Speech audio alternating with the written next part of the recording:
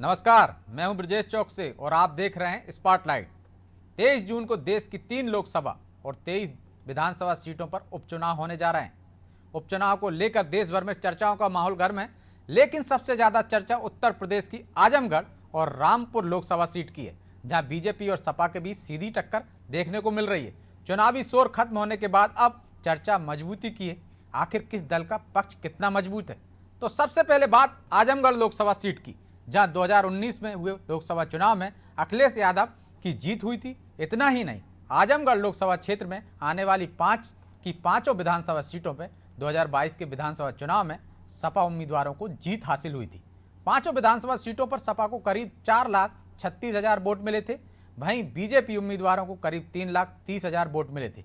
यानी सपा को भाजपा के मुकाबले 1 लाख से भी ज़्यादा वोट मिले। हालांकि 2019 के लोकसभा चुनाव के मुकाबले सपा के वोट बैंक में कमी आई। यहां सपा के वोट करीब 2 लाख कम मिले थे। रामपुर के जातीय समीकरण की बात की जाए तो यहां यादव और मुस्लिम वोटरों की संख्या ज़्यादा है, उसकी बात आती है, लेकिन जीत का खेल बनाते और बिगाड़ते अनुसूचित जाति के वोटर है। यह आवाज़ जिस ओर जाती है उस दल का पल्ला भारी हो जाता है।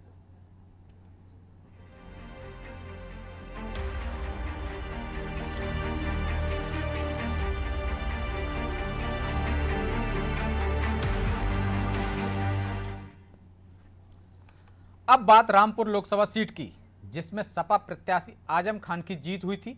इस लोकसभा सीट में भी 5 विधानसभा सीटें आती हैं। 2022 के विधानसभा चुनाव में इन 5 में से 3 सीटें सपा को तो 2 सीटें बीजेपी को मिली थी। रामपुर विधानसभा सीट से आजम खान स्वर से उनके बेटे अब्दुल्ला आजम और चमरुआ विधानसभा सीट से नसीर अहमद खान सपा के टिकट पर जीते थे। वहीं बिलासपुर सीट से बलदेव औलख और मिलक सीट से राजवाला सिंह भाजपा के टिकट पर जीती थी। 5 विधानसभा सीटों पर भाजपा को कुल 4,07,000 से ज़्यादा वोट मिले थे। वहीं सपा को 5,52,000 से ज़्यादा वोट मिले थे। यानी सपा को भाजपा के मुकाबले करीब 1,44,000 से ज़्यादा वोट मिले। हालांकि लोकसभा के मुकाबले दोनों कुल वोट में कमी आई। सपा को जहां लोकसभा के मुकाबले करीब 7,000 वोट कम मिले, वहीं भाजपा को करीब 41,000 वोटों का नुकसान हुआ। रामपुर लोकसभा सीट मुस्लिम बहुल सीट है। यहाँ की रामपुर, स्वर और चमरुआ विधानसभा सीट पर 50% ज़्यादा मुस्लिम वोटर हैं। वहीं 2 अन्य सीटों पर भी 30% के करीब मुस्लिम आबादी है, जो किसी भी दल का खेल बनाने के लिए काफ़ी है। उपचुनाव दोनों समाजवादी पार्टी जीतने जा रही है। रामपुर का चुनाव भी और आजमगढ़ का चुनाव। आजमगढ़ की जनता पूरी तरीके से समाजवादी पार्टी के साथ खड़ी दिखाई दे रही है। रामपुर की जनता पूरी तरीके से समाजवादी पार्टी के साथ खड़ी दिखाई दे रही। दोनों उपचुनाव समाजवादी पार्टी भारी वोटों से जीतने जा रही है। नुपुर शर्मा के बयान से लगातार आगजनी हुई, कई जगह बवाल हुआ। उन्हें सजा देनी चाहिए और जो कानून कहता है उसके खिलाफ कार्रवाई होनी चाहिए। यानी जो एक कहावत है ना कि रस्सी पूरी जल जाती है लेकिन ऐंठन नहीं जाती, कुछ लोगों की ऐंठन अभी भी नहीं जा रही है। रस्सी जल रही है लेकिन ऐंठन नहीं जा रही है। लेकिन भाइयों बहनों, हम फिर भी भेदभाव नहीं करेंगे, चिंता मत करिए। हमने कोरोना में सबका उपचार बराबर किया। जो बाहर थे उनको भी फ्री में उपचार और जो जेल में थे उनको भी फ्री में उपचार किया। अगर फ्री में उपचार नहीं कराते तो बहुत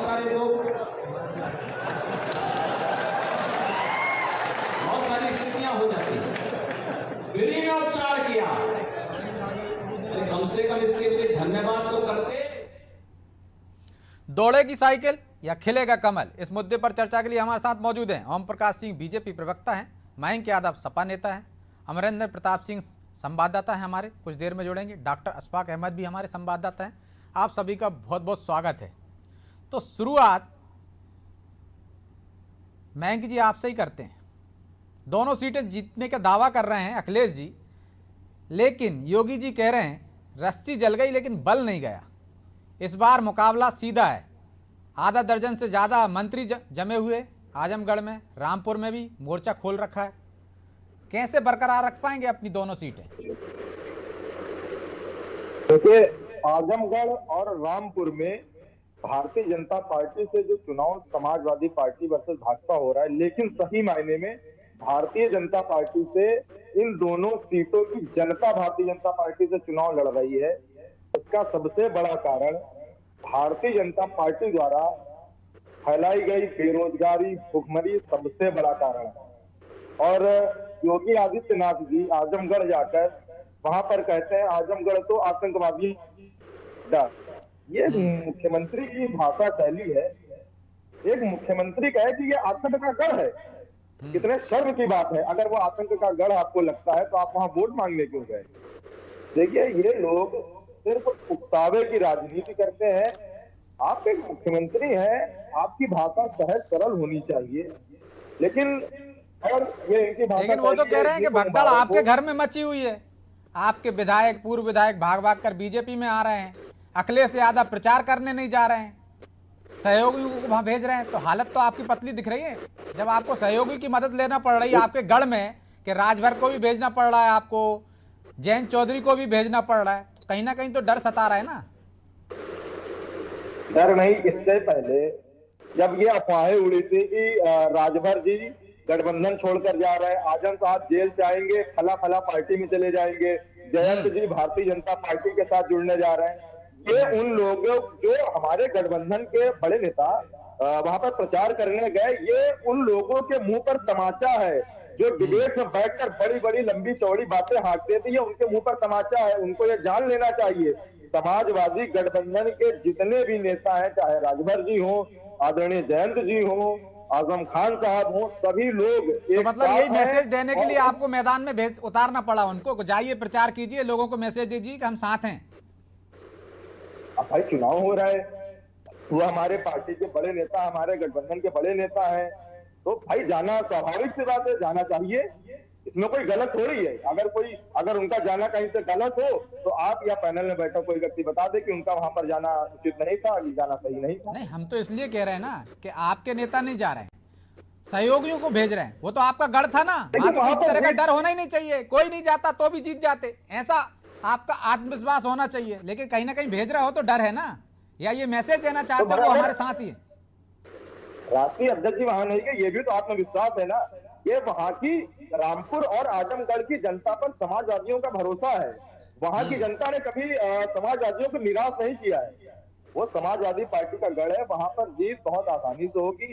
हालांकि जो सबसे बड़ी चीज धर्मेंद्र जी का लोकसभा में जाना सबसे बड़ा कारण है।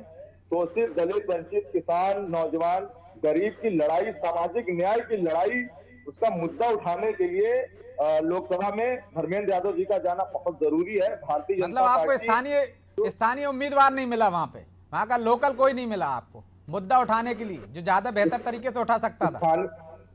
स्थानीय नेताओं से बात करने के बाद ही धर्मेंद्र जी को वहां पर चुनाव लड़ने के लिए भेजा गया। स्थानीय नेताओं ने जब तक वहां पर हाँ नहीं बोली तब तक। तो ओम प्रकाश जी, इस बार इस किले में आप सेंध लगा ही देंगे? ब्रजेश जी, सेंध लगाना नहीं है, सेंध लग चुका है। आप देखिएगा 2022 की होती तो आपके आधा दर्जन मंत्री वहां नहीं डेरा डाले होते, एक्सप्रेस वे पे योगा नहीं कर रहे होते।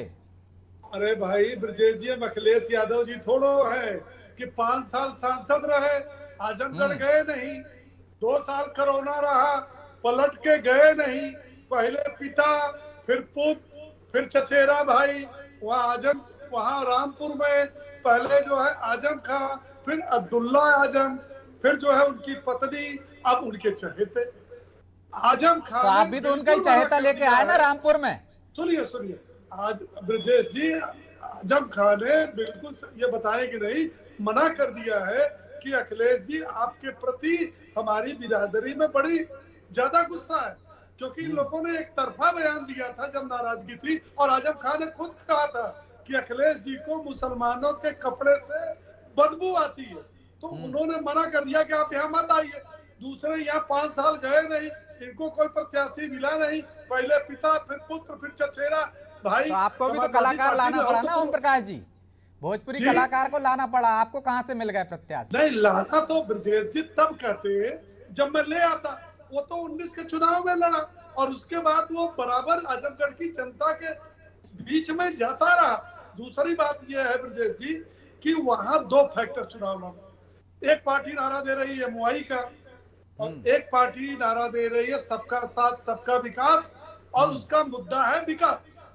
आप ये बताइए कि कोई बैठ के रामपुर से कहता है कि मैं 10 बार विधायक रहा, रोना रोते, सांसद रहा, कोई कहता कि मेरा पिता रहा, मैं रहा, वो रहा।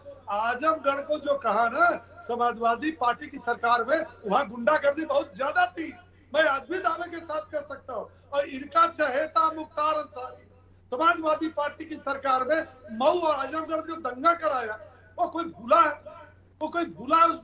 वो गुंडागर्दी और दंगा खुले जीप पर आपने चैनलों पर चलाया है और कोई सरकार ने नहीं बोला।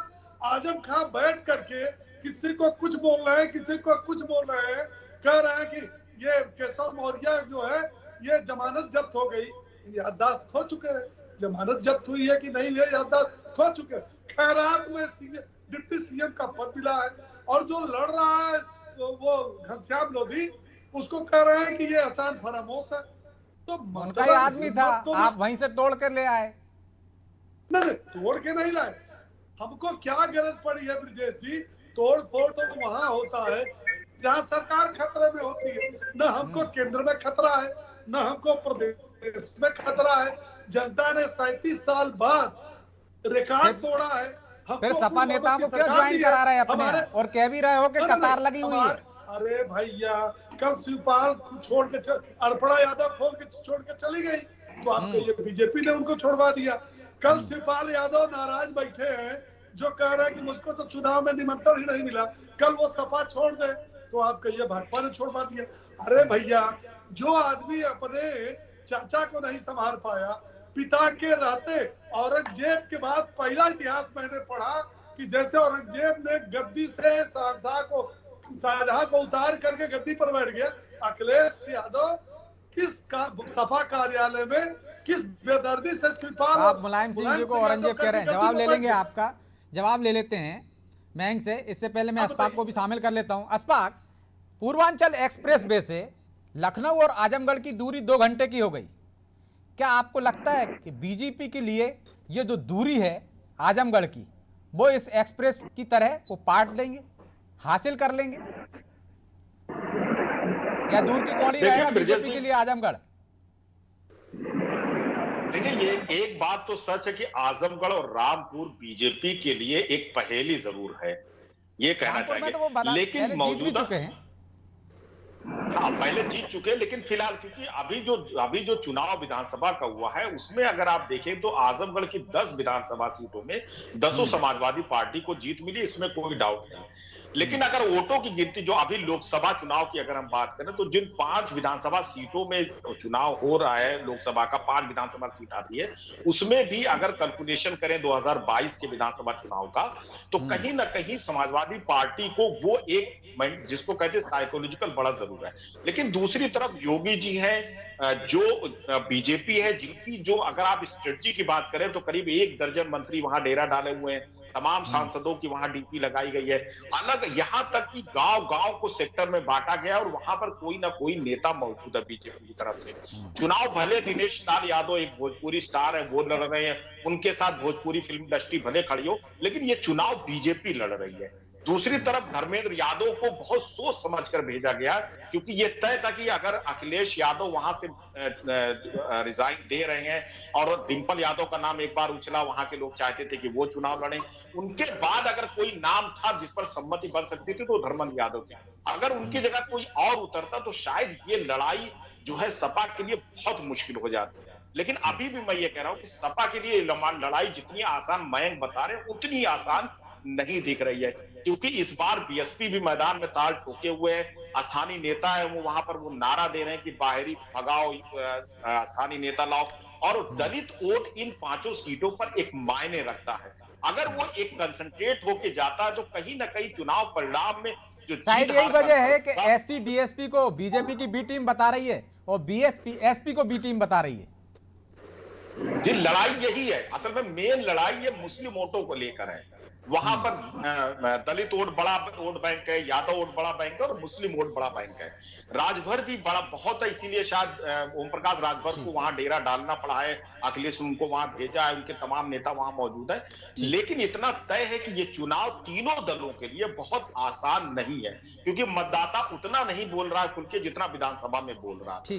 रामपुर की स्थिति थोड़ा सा इससे अलग है। रामपुर में चूंकि बीजेपी के पास कोई जो अगर मजबूत कैंडिडेट वहां आता घनश्याम लोधी की जगह, तो शायद लड़ाई और बेहतर तरीके से लड़ी जा सकती है। लेकिन मैं फिर एक बात कह रहा हूं कि लड़ाई जो है कभी कैंडिडेट बीजेपी का नहीं लड़ता, पार्टी चुनाव लड़ती है और पार्टी पूरा प्रबंधन, संगठन चुनाव लड़ता है। अमरिंदर को भी शामिल कर लेते हैं। अमरिंदर, जो हम देख रहे हैं आजम खां इमोशनल कार्ड खेल रहे हैं रामपुर में, क्या आपको लगता है कि वो जो कार्ड खेल रहे हैं उसका असर रहेगा और मुस्लिम वोट बैंक है एक तरफा रहेगा? देखिए, इलेक्शन है और इलेक्शन में जो है राजनीति होती ही है और राजनीति को राजनीति के नजरिए से ही देखना चाहिए।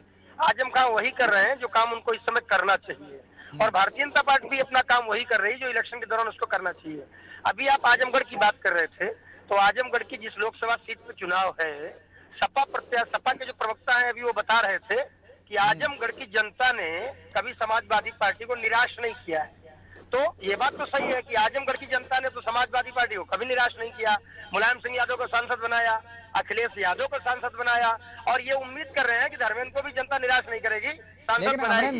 लेकिन क्या समाजवादी पार्टी को निराश नहीं किया या यादव परिवार को निराश नहीं किया, मुलायम सिंह के परिवार को निराश नहीं किया? दो चीजें अलग अलग हैं। सपा ने आजमगढ़ को निराश किया होगा, अगर समाजवादी पार्टी ने आजमगढ़ को निराश किया होगा, जैसा कि वहां पर मैं भी रह के आया हूँ 10-12 दिन, वहां पर भाजपा के जो प्रत्याशी हैं वो कहते हैं कि मुलायम सिंह यादव यहाँ पर्चा भरने आए, सर्टिफिकेट लेने नहीं आए, अखिलेश यादव यहाँ पर्चा भर के आए, सर्टिफिकेट लेने नहीं आए और फरार हो गए। वो बोलते हैं कि आजमगढ़ की जनता ने तो सपा को कभी निराश नहीं किया, लेकिन सपा ने और सपा के नेताओं ने आजमगढ़ की जनता को निराश किया है।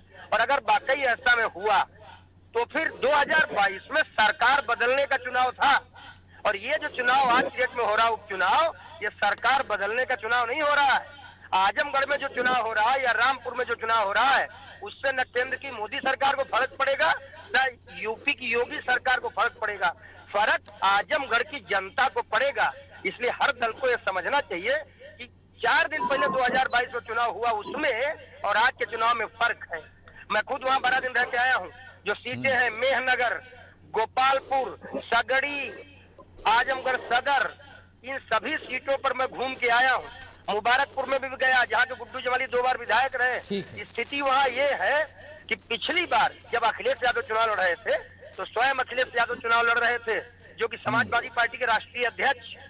अखिलेश यादव के साथ मायावती का, समूची मायावती की पार्टी का टाई अप था। निरहुआ पहली बार चुनाव लड़ रहा था, नेता नहीं था इससे पहले, और लोकसभा में सरकार बदलने का चुनाव था। ठीक है, मैं इनसे जवाब ले लेते हैं। 20,000 वोट पाए और बैंक जी, जितनी आसान आप समझ रहे हो ये लड़ाई को, उतनी आसान है नहीं। अशफाक भी वही कह रहे हैं, अमरिंदर भी वही कह रहे हैं कि आसान नहीं है, और ओम प्रकाश जी तो सीधे सीधे औरंगजेब से तुलना कर रहे हैं। देखिए, भारतीय जनता पार्टी के जो प्रवक्ता महोदय हैं, इनका मानसिक संतुलन खराब हो चुका है। इनको जाकर पहले किसी अच्छे अस्पताल में इलाज करवाना चाहिए, सरकारी खर्चे पर इनकी सरकार भी है, इनको अच्छा बजट भी मिल जाएगा, उसमें कुछ पैसा ये लोग इनके परिवार वाले बचा भी लेंगे। और इनकी बातों का बाकी कुछ और जवाब देना बचता नहीं है, क्योंकि जिसका मानसिक संतुलन खराब हो उससे बातचीत करने का कोई उठाए हैं उस पर तो जवाब दे सकते हैं ना कि इस बार आसान नहीं है आपकी लड़ाई आजमगढ़ में। जी, अमरेंद्र जी कह रहे थे, बात आपकी सही है कि जनता का चुनाव है और समाजवादी पार्टी ने हमेशा वहां के जनता के हितों के लिए कार्य किया है। तभी वो तो कह रहे हैं कि जनता ने हमेशा साथ दिया है समाजवादी पार्टी का, लेकिन समाजवादी पार्टी ने उतना किया नहीं। आजमगढ़ का नक्शा बदल देना चाहिए था। देखिए, जो बेहतर से बेहतर था आजमगढ़ के साथ समाजवादी पार्टी ने वो किया, और वहां की जनता ने भी उतना ही समाजवादी पार्टी के साथ किया। और जो दूसरी बात बता रहे थे कि सर्टिफिकेट लेने के लिए नेताजी नहीं गए, राष्ट्रीय अध्यक्ष जी नहीं गए, तो वहां की जनता कहती है आइए आप जीतिए और हमारे काम करते रहिए, हमें हमारे जिले की, हमारे क्षेत्र की जो भी समस्याएं हैं उन्हें सदन में और संसद में उठाते रहिए और जनता को मदद करते रहिए। तो वो काम बखूबी समाजवादी पार्टी करती आ रही है। लेकिन मयंक जी, आपकी तो सरकार रही है ना उत्तर प्रदेश में, आपको तो एक मॉडल बना देना चाहिए था आजमगढ़ जिले को पूरा। देखिए, जब समाजवादी पार्टी की सरकार थी तो वहां पर तमाम कार्य किए गए और जो एयरपोर्ट का डंका योगी जी पीट रहे हैं उस एयरपोर्ट की जमीन भी समाजवादी पार्टी सरकार में ही एक्वायर की गई थी। ये भी भारतीय जनता पार्टी को नहीं भूलना चाहिए। हालांकि ये लोग तो मेट्रो जमीन ही दी थी ना आपने, उनने तो एयरपोर्ट बनवा दिया। पूर्वांचल एक्सप्रेस वे की बात कर रहे हैं वो तो। पूर्वांचल एक्सप्रेस था जो उसका भी काम समाजवादी पार्टी, और जब 50% जमीन एक्वायर हो जाती है उसके बाद ही टेंडर होता है। ये भी जानकारी भारतीय जनता पार्टी के लोगों को होनी चाहिए। जब जमीन एक्वायर 50% हो जाती है तभी टेंडर होता है, तो वो भी समाजवादी पार्टी का ही बनवाया गया। तो बाकी आगे आने जो भी सरकारें आती वो सरकारें काम करती हैं, और भारतीय जनता पार्टी ने एक एक्सप्रेसवे का ही काम आगे बढ़ाया, वही बनाया, उसी का लेके डंका पीट रहे। बाकी समाजवादी पार्टी ने बहुत से काम शुरू किए हुए थे भाई। मेट्रो तो फिर आप इस बार चुनाव में जा रहे हैं, जो उपचुनाव हो रहे हैं उसमें जातिवाद मुद्दा नहीं रहेगा, सिर्फ विकास का मुद्दा रहेगा। उन्होंने कितना किया आजमगढ़ का और आपने कितना किया, इस पर वोट मांगेंगे। देखिए, जातिवाद तो उत्तर प्रदेश में चलता ही है, और भारतीय जनता पार्टी ने जो गंदी मानसिकता फैलाई, अभी कल लखनऊ में घटना हुई एक दलित के साथ, उसके मुंह पर थूका गया, ये सब भारतीय जनता पार्टी की सब। ये चुनाव के समय हिंदू मिलता है इनको, और चुनाव के बाद उनको अलग अलग जातियों में विभाजित कर दिया जाता है कि तुम दलित हो, तुम पिछड़े हो, तुम अल्पसंख्यक हो। फिर उसी दृष्टि से देखा जाता है और उनके काम भी उसी दृष्टि से किए जाते हैं। चुनाव के समय हिंदू याद आता है। अरे अगर हिंदू याद आता है तो आज नौजवान सड़कों पर क्यों है? नौजवानों को रोकने के लिए प्रधानमंत्री जी टीवी पर आए, भाषण दिया। नौजवानों से उन्होंने एक बार भी अपील नहीं की कि प्लीज आप लोग हिंसा मत करें, हम आपके लिए बेहतर से बेहतर करें। प्रधानमंत्री जी का एक भी भाषण नहीं आया। आप दलितों की आवाज इसलिए उठा रहे हैं क्या, कहीं आपका वोट बैंक जो है वो बीएसपी में ना खिसक जाए, उनका आपके पाले में आ जाए? देखिए, समाजवादी पार्टी ने ऐसा कभी नहीं कहा कि हमें किसी वर्ग का वोट नहीं चाहिए। भारतीय जनता पार्टी कहती है कि हमें इस वर्ग का वोट नहीं चाहिए। समाजवादी पार्टी अपने नाम के अनुसार सभी सर्व समाज का वोट लेकर सरकार बनाना चाहती है, या एक ही ये वाला चुनाव जीतना चाहती है। समाजवादी पार्टी ने कभी एक जाति एक वर्ग की बात नहीं की। समाजवादी पार्टी सभी जातियों, सभी वर्गों, सभी धर्मों का सम्मान करती है, उसी की बात करती है। तो वो भी तो सबका साथ सबका विकास की बात करते हैं। ओम प्रकाश जी फाइनल कमेंट्स ले लेते हैं, समय नहीं है, 30 सेकंड लेते हैं। विकास वाली ठीक है, जवाब ले लेते हैं मयंक जी, समय नहीं है। ब्रजेश जी, एक पुरानी कहावत है गाँव की, जस करनी तस भोगहु ताता, और नरक जात फिर क्यों पछताता। इसका अर्थ समझ गए होंगे, जैसा कर्म करोगे वैसा भोग भोगोगे। मेरा ये मानना है कि 2022 के विधानसभा चुनाव में अगर अखिलेश यादव अपने अहंकार को छोड़ और अपने दिमागी संतुलन को ठीक रखे होते तो और बेहतर चुनाव लड़ सकते थे। आप ये बताइए कि 2014, 17, 19, 22 ये किस मुद्दे पर चुनाव लड़े? नंबर 1 मुद्दा इन्होंने एमवाई का नारा दिया। नंबर 2 मुद्दा जो जनता ने रखा वो 12 से 17। लेकिन ओम प्रकाश जी, इन तमाम मुद्दों पे आप लड़े ना, तब भी वो 2 सीटें नहीं जीत पाए आप, तो वहां ये काम नहीं करा आपका मुद्दा। कहां? रामपुर और आजमगढ़। अरे इनका मानसिक संतुलन नहीं तो इसका नाम बता दिया करिए। तो क्या हमारे केंद्र में पूर्ण बहुमत की जनता ने सरकार नहीं बनाई? क्या उत्तर प्रदेश में 37 साल के रिकॉर्ड को तोड़ करके जनता ने हमारी सरकार नहीं बनाई? अब जो लोग ये कहते थे कि भारतीय जनता पार्टी ने किया क्या है, पूर्वांचल एक्सप्रेसवे बना तो कहा कि हमारा प्रोजेक्ट था, आप एयरपोर्ट बना तो ये मेरा प्रोजेक्ट था, मेडिकल कॉलेज 52 जिलों में बना ये मेरा प्रोजेक्ट था, विश्वविद्यालय बना ये मेरा। अब जनता को क्या बच्चा समझते हैं? तो ये तो जनता ही तय करेगी कि किसने विकास किया और किसने नहीं, उसी पर मोहर लगाई। बहरहाल समय इजाजत नहीं देता, इसलिए चर्चा को यहीं विराम देंगे। आप चारों मेहमानों का बहुत बहुत धन्यवाद चर्चा में शामिल होने के लिए। तो ये तो जनता तय करेगी, लेकिन आजमगढ़ हो या रामपुर, दोनों में प्रतिष्ठा की लड़ाई तो लड़ रहे। एक जगह समाजवादी पार्टी के मुखिया की प्रतिष्ठा दांव पर है, दूसरी तरफ आजम खां की। अब बीजेपी इस किले को कैसे भेद पाती है और कैसे उसमें सफलता हासिल करती है, ये देखने की बात होगी, या किला बरकरार रहता है। ताकत दोनों तरफ से लग रही है, सफलता किसे मिलेगी ये आने वाला वक्त बताएगा। स्पॉटलाइट में आज इतना ही, मुझे दीजिए इजाजत और आप देखते रहिए अनादि टीवी। नमस्कार।